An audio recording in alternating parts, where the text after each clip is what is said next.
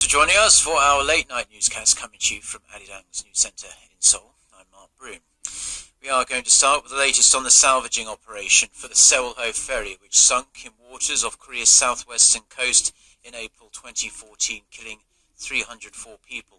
The ferry was submerged for almost 3 years, but in the end, it only took 3 days to raise the wreckage. Oh Jung-hee files this report from Jindo.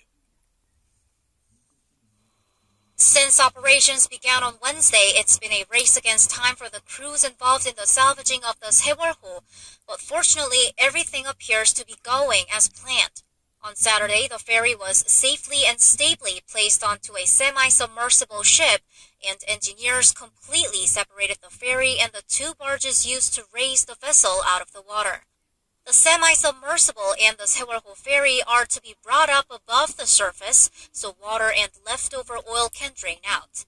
If everything goes smoothly, the ferry will be moved to Mokpo New Port, some 90 kilometers away from the accident site, as early as the end of next week. The closest point of land to the disaster site, Baekmukhang Harbor, was full of people, hoping for the smooth salvage and transport of the ferry. An event was held at the harbor area with some of the families of the missing passengers reading out emotionally charged messages of love. 2014년 4월 16일 오늘로 1074일째 아이를 찾기 위해서 가족을 찾기 위해서 저희가 지금까지 견디고 또 기다리고 있습니다.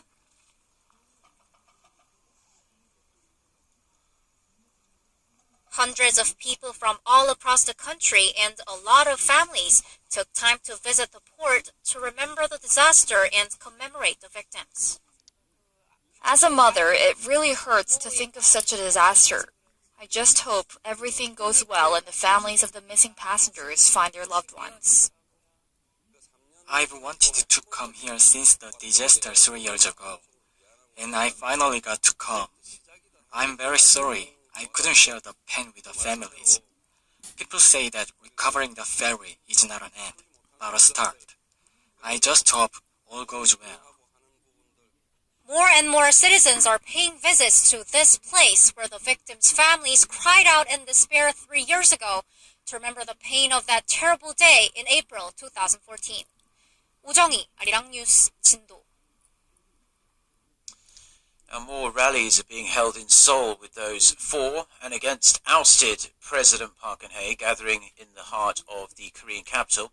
Those against the former president are holding yet another candlelight vigil in Gwanghwamun Square.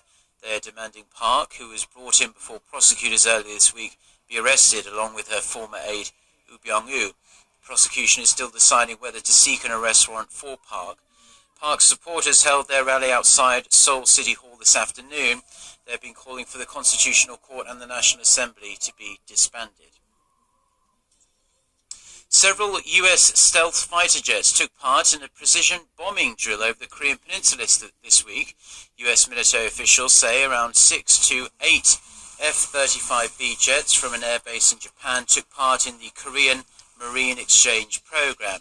The program is a joint exercise between South Korean and US Marines. Officials say the jets engaged in precision bombing training and other exercises before returning to their base.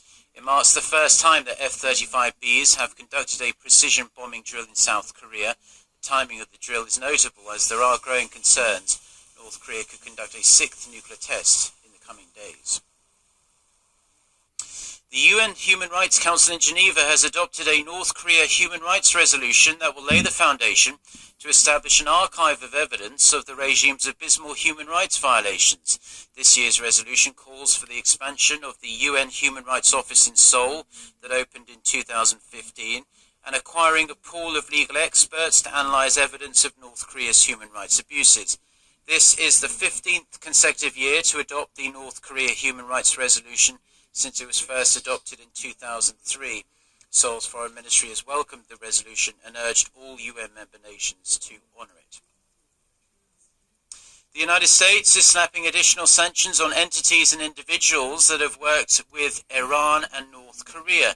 Chinese entities and individuals top the sanctions list, drawn up at a time when Washington has been pressuring Beijing to exert its sizable influence over Pyongyang. Connie Kim with this report. The United States is coming down hard on entities pursuant to the Iran, North Korea, and Syria Non-Proliferation Act, as it imposed additional sanctions on 30 foreign entities and individuals. According to the list released by the U.S. State Department on Friday, 11 entities and individuals were sanctioned for transferring sensitive items to Iran's ballistic missile program. Reaffirmed that it had already been on another U.S. sanction list, and a company based in the United Arab Emirates. Under the new sanctions, the designated entities will not be able to work with the U.S. government, and they'll be forbidden from using federal assistance programs for 2 years. The last time Washington announced its sanctions list under the Iran, North Korea, and Syria Non-Proliferation Act was back in July 2016, where Chinese and North Korean firms were listed. This sanctions list is garnering extra attention as it targets China. The Trump administration had been emphasizing the need for Beijing to play an active role in bringing change from North Korea. Earlier this month, the U.S. government fined one of China's largest technology companies, ZTE, $1.2 billion for breaching U.S. sanctions and selling electronics to Iran and North Korea. Connie Kim, Anyang News. China says it's going to expand global trade and promote trade liberalization, importing goods worth $8 trillion in 5 years. Chinese Vice Premier Zhang Gaoli made the shocking pledge on Saturday at the opening ceremony of a forum in South China. During this period, China will attract $600 billion of foreign investment, with outbound investment reaching $740 billion. Zhang's comments are seen to target Trump's trade protectionism while emphasizing China's openness to free trade. But on an interesting note, the comments come amid Beijing's economic retaliation against South Korea over its sovereign decision to deploy the THAAD missile defense system. President Trump has expressed surprise and disappointment at the collapse of legislation designed to replace former President Barack Obama's health care reforms. The Republican Party withdrew the bill without a vote in the U.S. Congress when it became clear there was insufficient support for it. Trump has blamed Democrats for the failure, but reports also suggest up to 35 Republicans were also opposed to it.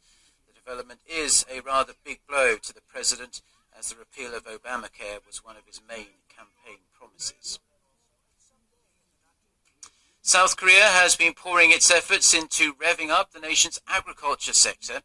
Authorities are actively supporting the so-called sixth industrialization, which is expected to take the farming industry to the next level. Kim Mok-yeon has more. The rice cakes use rice harvested by local farmers who are very satisfied